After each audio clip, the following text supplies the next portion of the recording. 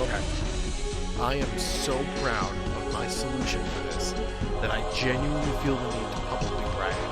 This game's like 12 years old at this point, 13 actually, I think. Don't care, still just getting around to this. This is actually my second run at this. I played it the first time like when I was in college, I think. But I'm back at it again, and it's a lot of fun. And I just wanted to brag about how genius my solution is. Ignore these notes, they're completely meaningless. So in this first reactor, it's getting water coming in, and it's sending two things out. First, it's sending out hydrogen to use in fusion later, but second, it's sending zirconium. So if you watch the reactor run, if the blue will go, part of this is inefficient, and I think I'm just kind of getting my head around how this works. But in the end, it's efficient on reactors, and that makes me happy. So it sends out hydrogen dropped in the same spot both times, and then it takes an oxygen, the oxygen from the water, drops it in the drop spot in the Phi output, and passes by the sink right there. This essentially acts as a timer. And what I'm doing is every time you'll see in a second that when it grabs the second oxygen atom, it will take it up here, and as soon as it enters the laser chamber, it will fuse it with the other oxygen, dropping it there. Every single time that happens, it increases the weight of that atom by 8. Zirconium, it weighs 40 atoms. Whatever. It's been a while since I took high school chemistry. Shut up. So essentially, I only need to fuse 5 oxygen atoms together to get zirconium.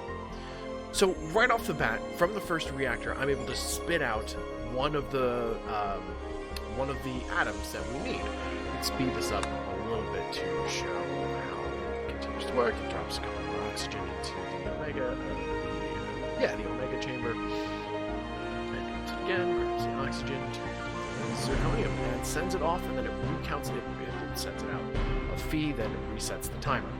Genius, and you're welcome. The second one, down here, is a little more complicated, no less genius. So from this reactor, we need to send niobium, and yttrium. And we had the input from hydrogen, from the breakdown of the water, and a fresh input of krypton. What I have here is the krypton pops in, and then it will be fused with 3 hydrogen, and then 5 hydrogen.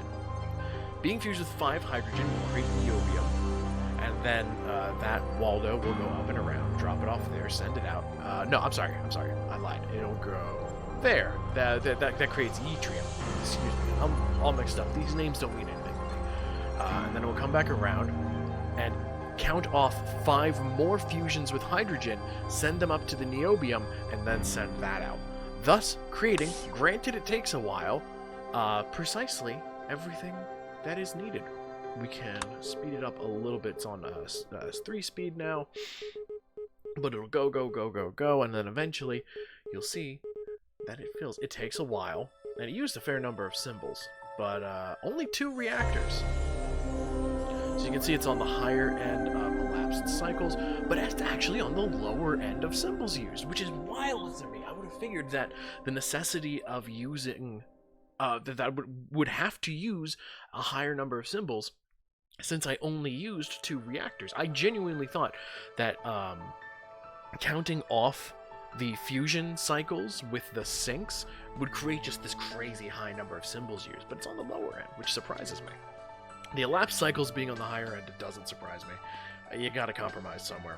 At least I do. So I am extremely proud of this, and I feel like absolute genius for having figured it out.